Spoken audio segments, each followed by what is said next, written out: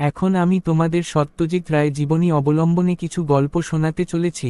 তার জন্ম 2রা মে 1921। 23 এপ্রিল 1992 ছিলেন একজন ভারতীয় চলচ্চিত্র নির্মাতা, চিত্রনাট্যকার, শিল্প নির্দেশক, সঙ্গীত পরিচালক এবং লেখক।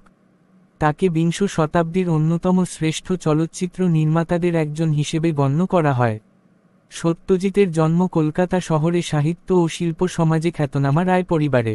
তার পূর্বপুরুষের ভিটা ছিল তৎকালীন ব্রিটিশ ভারতের ময়মনসিংহ জেলার কিশোরগঞ্জে মহকুমার, বর্তমানে বাংলাদেশ কটিয়াদি উপজেলার মসুয়া গ্রামে। তিনি কলকাতার প্রেসিডেন্সি কলেজ ও শান্তিনিকেতনে রবীন্দ্রনাথ ঠাকুর প্রতিষ্ঠিত বিশ্বভারতী বিশ্ববিদ্যালয়ে পড়াশোনা করেন।